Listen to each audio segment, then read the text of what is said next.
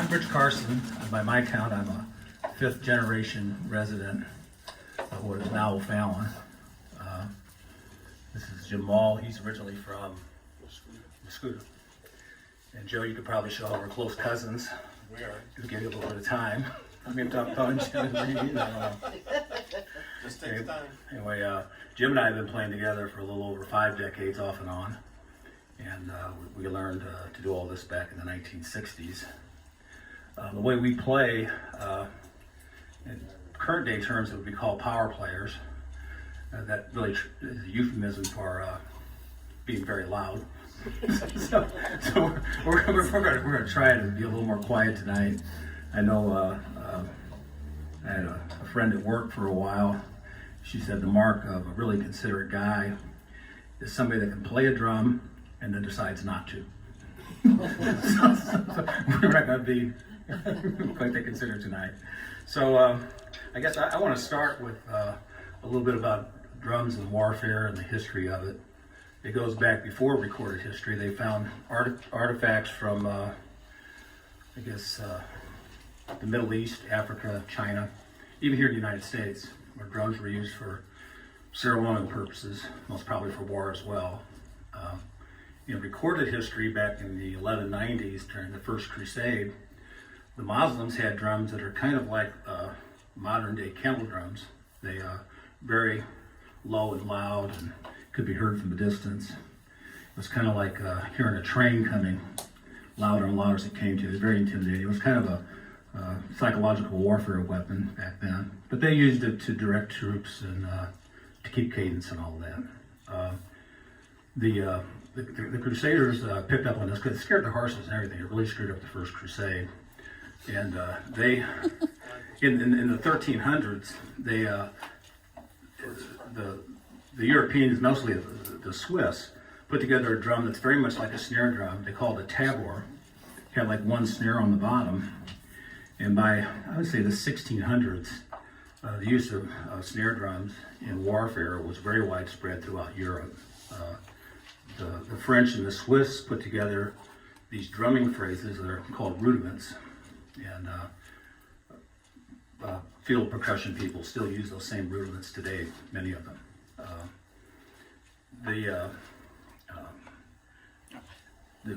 The thing we're doing tonight basically is based on a lot of what I picked up in this Drummers and Fifers guide. It was the version I have was published in 1862. The Army in those days had 2 drumming schools, one in New York and one in Kentucky. Most of the drummers in the Civil War learned how to play all this in the field. And they had to be very well practiced at the rudiments and being able to play these drumming calls, or basically commands that were given on a drum. And then all the people in the field had to be able to recognize these things and react to them.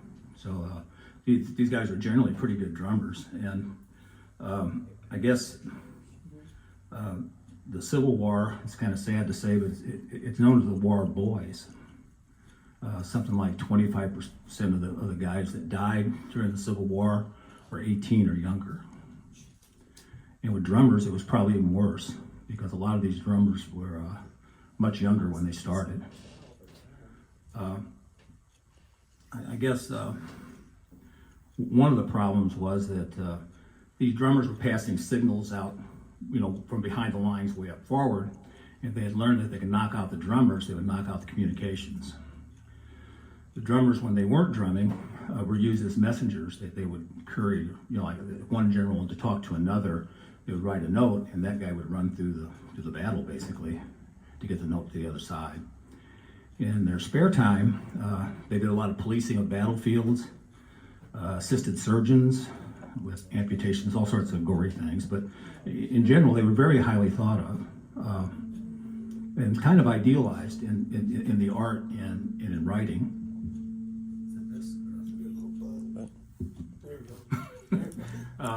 So much so that there are still statues and a lot of paintings, short stories. I think Disney even did a movie about the drummer boy of Shiloh back when. This was not lost on the kids in those days. If they wanted to run away from home, they didn't go to the circus, they went to the army. So a lot of very young kids headed out that way. I want to talk just a little bit about a few of these drummers. The first one is Willie Johnson. Willie was involved in one of the Civil War battles. I think it was Frederickstown, one of those. But it was one of these routes by the South. All the Union soldiers ran, they dropped their guns. It was just a total loss. And somehow, Willie hung onto his drum and acted pretty bravely through the whole thing. And word got up, I don't have any proof of this, but word got up to President Lincoln about what he had done. So he was awarded the Congressional Medal of Honor at the age of 13. So he's still the youngest recipient of that medal. It's a very strange thing. Again, some of these things, because it was so idealized, separating history from historical fiction, I'm not sure. But I'm pretty sure about these. There's another Union drummer in the 55th Illinois Infantry. His name was Orion Perseus Howe. He received the Medal of Honor, and what he did, he was a courier in a battle, and he was trying to get to General Sherman and tell him that they were running out of ammunition. And on the way, he was shot through the leg, but he got to Sherman, and he remembered exactly what he needed, what caliber of musket ball and all of that. So Sherman was impressed. So he was a year older when he got his Congressional Medal of Honor. He was 14. Then there was a guy, again, these names I'm not so sure about. It was called Little Orridge. He was a Confederate drummer. And during the actual Battle of Shiloh, his regimental bearer, the guy that carried the flag up front, was shot. And he ran across the lines and grabbed that flag and then led the charge. So this is something that it's a lot more dangerous than drumming, because in those days the war was very confusing and smoke and noise, and the guys knew to follow that flag. So if you're going to shoot somebody, it'd be somebody carrying a flag. This guy carried the flag through it. So he is known as the drummer boy of Shiloh. You'll hear different versions of that, but I think that's pretty much true. The Battle of Shiloh, even though he was Confederate, they lost, the North won. He was one of, I guess, the fortunate ones. There were 62,000 casualties at Shiloh. So it's hard to imagine. That's close to what there was in the Vietnam War in the one battle. The last guy, since you don't want to hear this all night, there was a guy by the name of Johnny Clem. That's a picture of him there. He looks like he has an attitude, I know, but No, it doesn't. anyway, he tried to join the Army at the age of 9. He was in Ohio, and they wouldn't let him do it. So he started following around this Michigan 22nd Volunteer Infantry group, and they took him on as a mascot and a drummer. So they gave him a little uniform and a sawed-off rifle, and he learned how to drum. And anyway, he was known as the drummer boy of Chickamauga.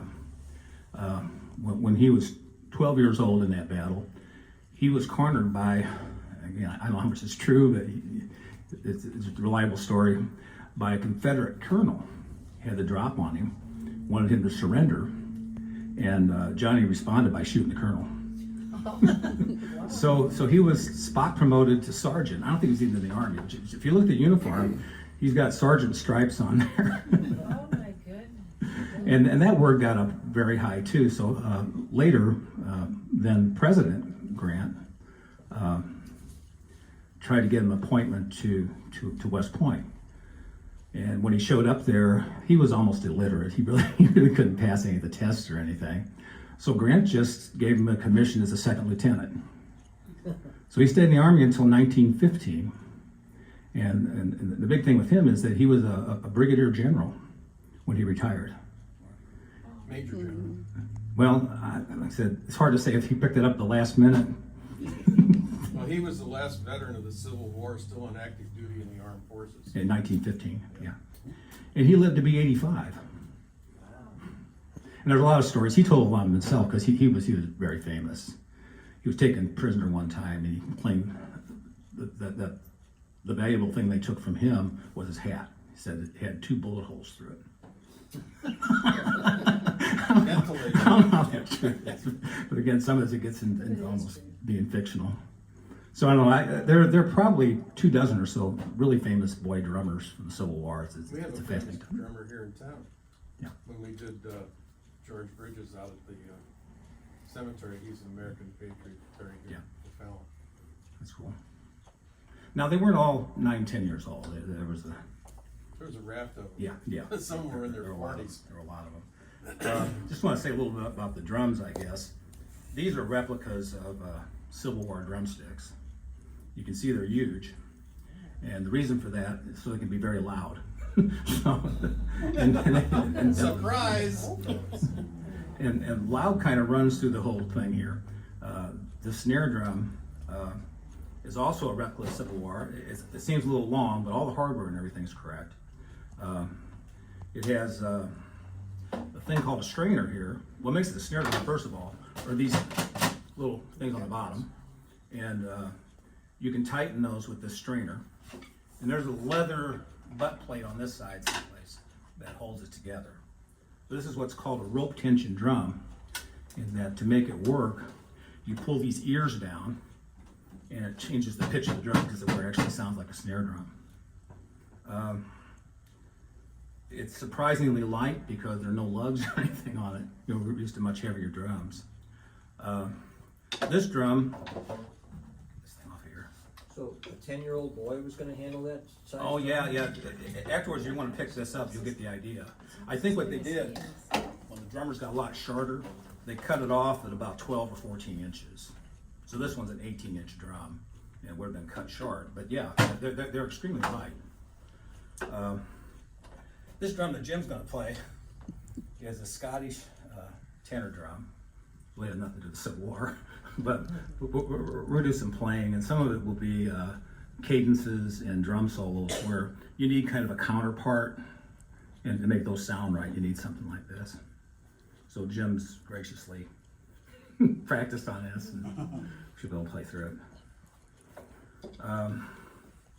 I guess as we said earlier, the drums are primarily signaling devices. Basically tell somebody to come here, go there, do whatever. They were used when the Army moved to keep a cadence, so they all kind of kept in step or kept at the same speed.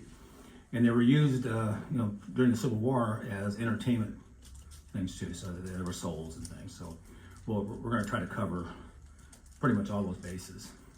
So if you haven't put any earplugs in, Put them in now. this would probably be a good time to do that. Why don't you give a little sample? Yeah, we'll stop after the first drum call in case you're not convinced that these are loud. These earplugs are pills. So the call I thought would be most popular would be the assembly call for dinner. Yep, I would think that would be real popular. that'd be the first one they recognized. So this is the way it goes.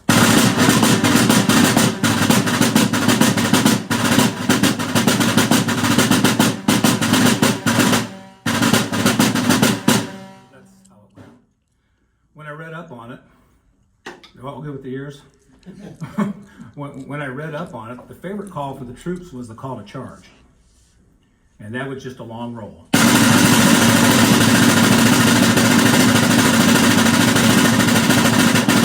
They would go on for a long time during a charge, and that would hopefully embolden some people and intimidate others or whatever. So that turned out to be the favorite call.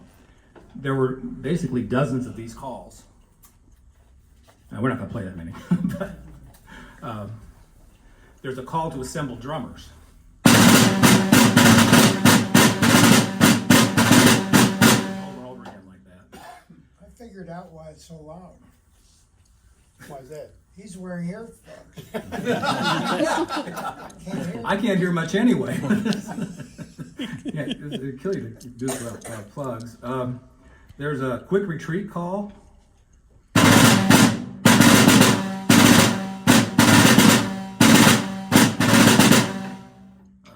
Quite a few more in here. I'll skip through. There's one called recall. This is taps, and if they had a long front, the drummers would kind of chime in saying they're ready to go, And it went like this. They played a few times, and the next drummer and on down the line. It doesn't sound much like the bugle taps. Another one, now this is a little longer. This was used for reveille. It's called Three Camps. It's a long series of rolls and things, but people still play this today.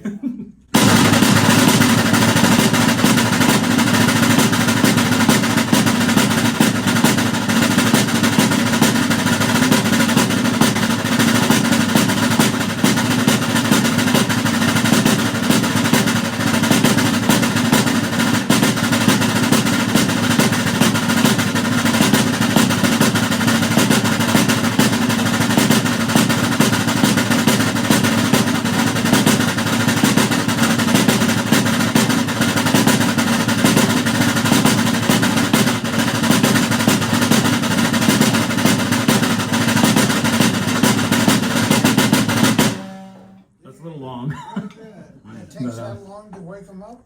I don't know if that would get you up or not.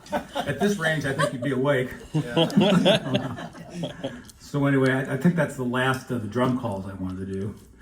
This book has a lot more if you really want to hear more of that stuff. But anyway, I'm going to play a couple cadences. Jim's going to play along here. Again, these were used just to move troops. And this first one came along after the Civil War, but it's got kind of the same rudiments and feel to it. So.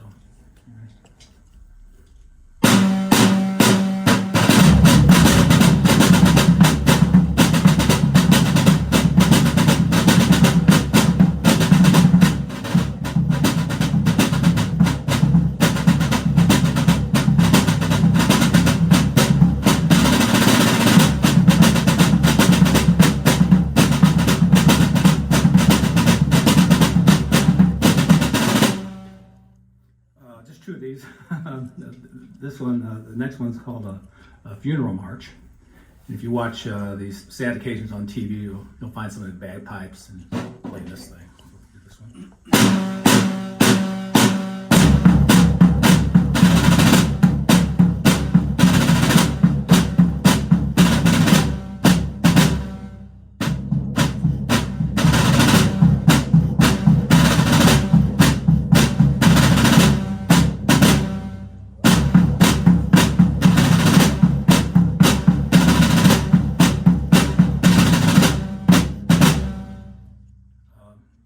So we've heard a lot of drum calls, a few cadences. And all we have left are two solos. And they're probably longer than what we've heard so far.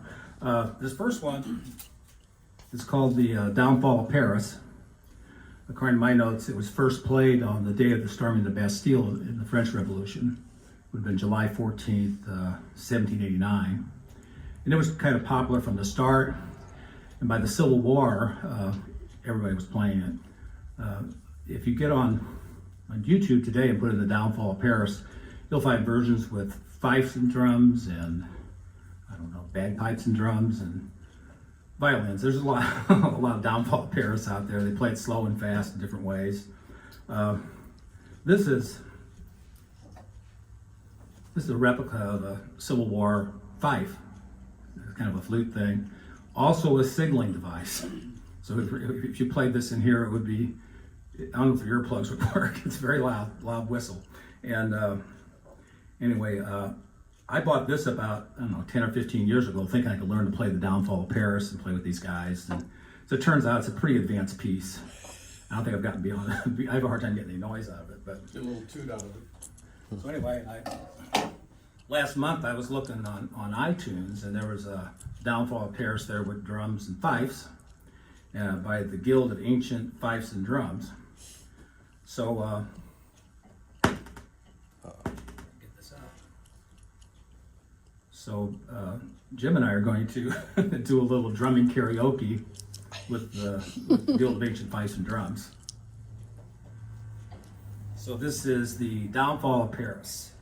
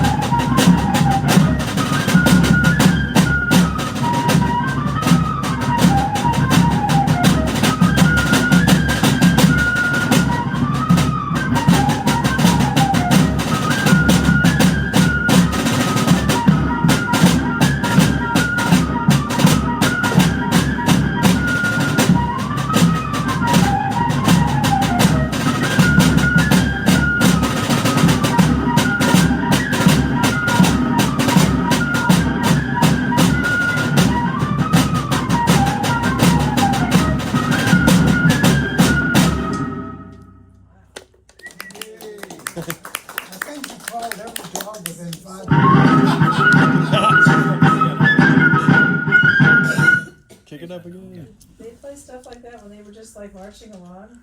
No, I think this is more of a concert thing. Oh, okay. It's pretty Wow, slow that's if you pretty walk close. to it, yeah. Slow and syrupy, it's hard, Very it's hard to Wait sing. till the rabbits get old.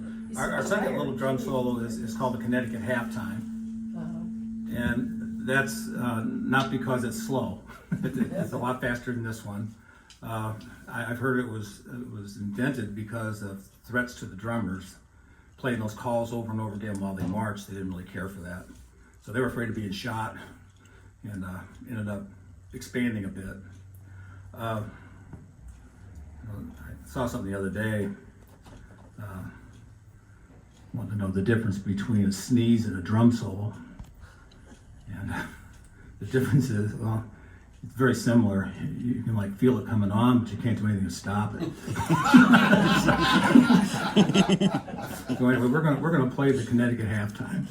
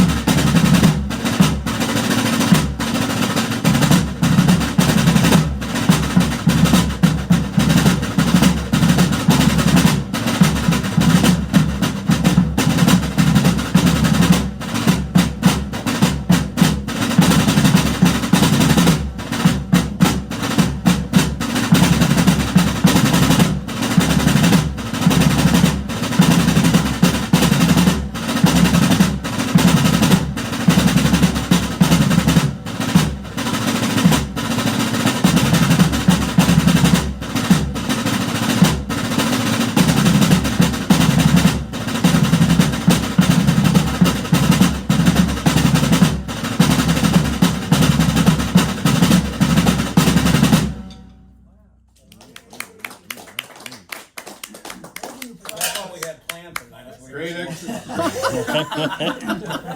That's before your arms wear out. Oh, yeah. Where do you practice? Well, on a pad, normally on the drums at home. I was gonna say, not an apartment building. Not for long, anyway. We usually play this with a bass drum too, so you get a little more. Why, you carry that, now why is this one, Well, that's to be carried too. It's just the guy that was gonna do this I'm tonight. lazy, I don't wanna carry it.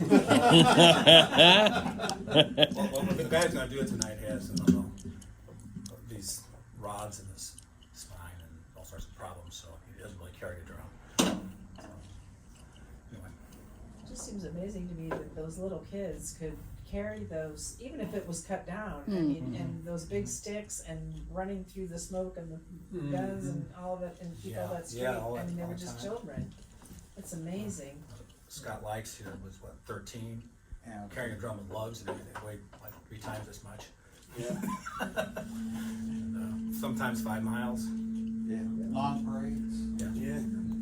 Well, back then, they marched 20 miles in a day. Oh, yeah. Right, and they had to play the whole time, I mean, Yeah, or keep some sort of beat going, yeah. that's crazy, how do they do it? Well, sometimes they would have a couple, 2 or 3 of them, and They don't Alternate, alternate. yeah. That'd be so But I nice. mean, the commands I've fired in our Civil War, I don't know if Greg Zelinski's here, but in our Civil War unit, we've done practice with a drum, doing the orders by the drum. Yeah. And, they even have, drum beats for firing your rifle. Yeah. Get, it's ready, set, aim, fire. Yeah. They got 4 beats on the drum to do that with. I think a lot of these are not It's a huge widely known responsibility. either because they didn't wanna pass, they want everybody to know these. It's a Yeah. huge So they have responsibility to give to little kids. Yeah, I think so too. So what was your experience? Standing by the officer when he's telling them. He said, Yeah. fire, ready, aim, fire, yeah. What was your experience trying to receive those orders? Hearing them? Yeah, Well, you didn't have any trouble hearing them. yeah. You're And that was the outside, problem. it carries a long When way. if How an did I officer actually is hear it? telling you to command, you don't hear him. Yeah. And you get confused with other people Oh, yelling and screaming. sure. Whereas if it's a drum, it's cutting right through all that and you're hearing it. Number 5 how- is even louder. Yeah, and I don't know how they'll It really is. separate one drum for one unit, separate from another Yeah, drum. that's what I was thinking. You have to get used to your drummer's, his own characteristics. Because of his wouldn't they get to, play. even the enemy, couldn't they hear it and get to know which? Well, that's why a lot of it wasn't Signals widely were You don't known. stick around too much together with the enemy. How could I? It was close fighting though, wasn't it? Yeah? Well, 117th was at Shies Hill. Okay. They were on the bottom, and the Confederates were on the top. And my drum was on the top, and 117th drum was on the bottom. And I said to Ed Gerling, I said, can you imagine the 2 drummers from these 2 units, one Confederate, one military, and each drumming out commands to their own units. Yeah. And you're only, maybe a couple hundred Yeah, feet that's up that fine. hill, but it's a hill. I hardly could make it up the hill, and the Boy Scouts had made zigzags all the way up. And when they were actually taking the hill, Yeah, this is they were crawling under fire, because the Confederates were shooting straight down at them. But they routed them.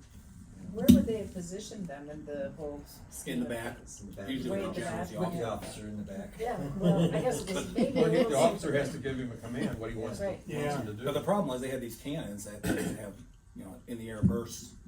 And a lot of drummers were killed with shrapnel, just from an explosion over There was it. no safe place out there. No. And some of the rifles were much like today. I mean, they had rifled barrels and They go they right used to through take shots trouble. from hundreds of yards away. Yeah.